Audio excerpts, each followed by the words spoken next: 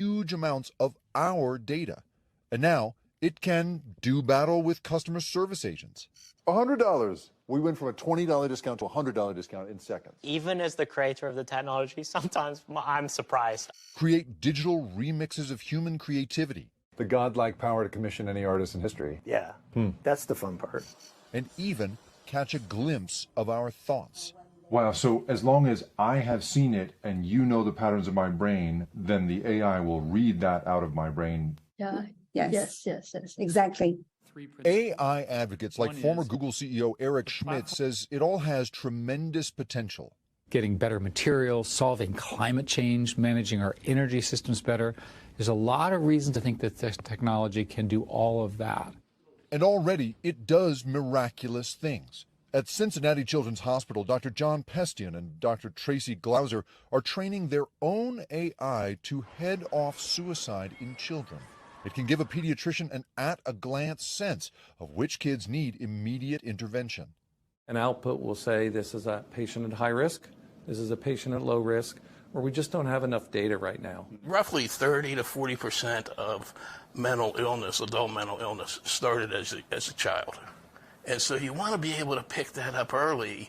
They spent millions on building and training it by pouring electronic medical records, records of doctors' visits, even suicide notes through it.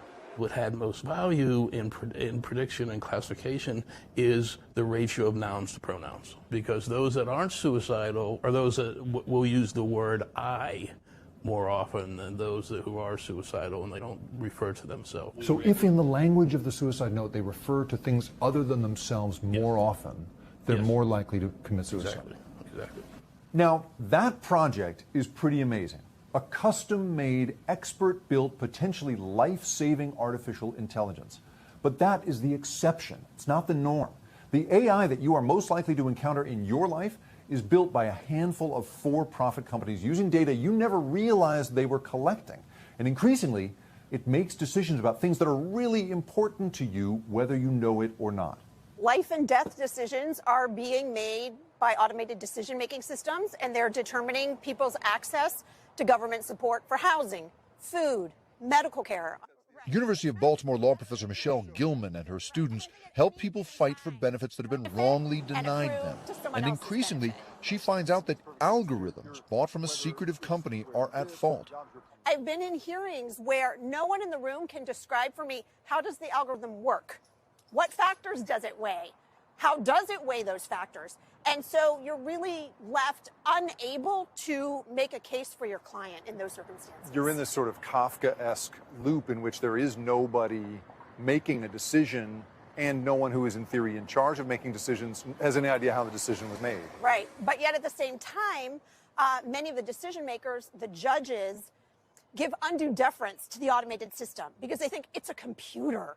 It's mathematical. It must be right. Gilman says that once upon a time when people could come into an office like this one to get things sorted, there were problems, sure. The potential for harm is just much greater when these flaws are embedded in algorithmic systems. The invisible power structures we are assembling by accident and on purpose have the potential to change not just individual lives, but the very future of humanity. This isn't intelligence. This is basically a sort of warped mirror of what's on the internet for the last 20 years. Meredith Whitaker was an early AI researcher at Google. She left after leading walkouts over military contracts and Google's handling of executive misconduct.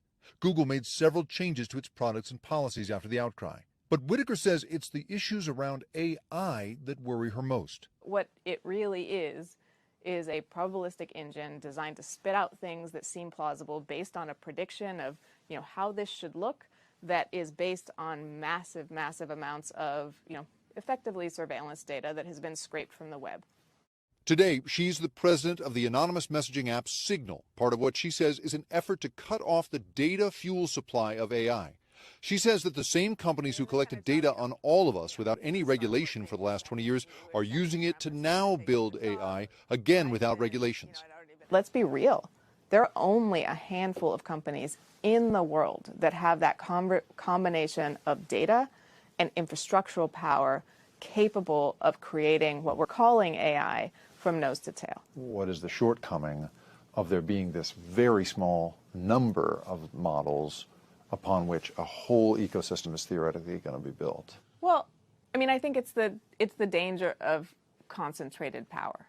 And it's the danger of a concentrated power that has extraordinary ability to shape our social and political landscape. We are now in a position where, this, I would say, overhyped technology is being created, distributed, refined, calibrated, and ultimately shaped to serve the economic interests of these same handful of actors.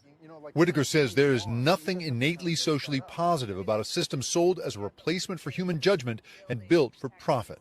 So the idea that this is going to sort of magically become a source of social good, or that this is a, kind of a natural substance that all of us have the ability to use equally, and hey, teachers will be using it, and students will be using it, and nonprofits will be using it, is simply not true. That's a fantasy used to market these programs.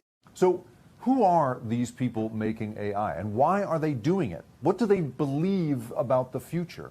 I mean, if AI has the potential to make everything more efficient, but also poses the risk of making it such that we can't do things any other way, why do they think that gamble is worth it? The creator of ChatGPT, OpenAI CEO Sam Altman, declined to speak with us. But he has spoken openly about his desire to build not just AI, but AGI, or Artificial General Intelligence, a theoretical future technology in which AI truly thinks for itself and surpasses human intelligence. Altman ruminated openly on this podcast about his enormous optimism and ambition when it comes to AI. I mean, I hate to sound like utopic tech bro here, but if you'll excuse me for 3 seconds, like the level of the increase in quality of life that AI can deliver is extraordinary. We can make the world amazing. And his company, now part of Microsoft, says it wants to go far beyond chatbots, recently writing, "Our mission is to ensure that artificial general intelligence, AI systems that are generally smarter than humans, benefits all of humanity." Some in the AI community were appalled. They think they are positioned to decide what benefits all of humanity, wrote one prominent University of Washington professor. The topmost people at AI companies tend to say they believe they are building something world-changing. I'm extremely excited about what's going to happen, because when these things are 10 and 100 times larger, they're going to be much more useful in terms of solving the problems of the world today. Climate change, human conflict, scientists, new strategies, new ideas. They will write poetry in great ways. They will inspire humans. Former Google CEO Eric Schmidt has been an advisor or boss to Altman and other top U.S. AI builders. Do you feel like, is the community of AI leaders that you're part of also in agreement on what the potential is in the future, AGI and the rest of it? Yeah, they differ on time. Schmidt, like Whitaker, says that the number of companies capable of building true standalone AI systems is very small. I think eventually there'll be 20 or 30 such groups spread around the world. I don't really know. Today there are roughly 4 or 5, depending on how you count.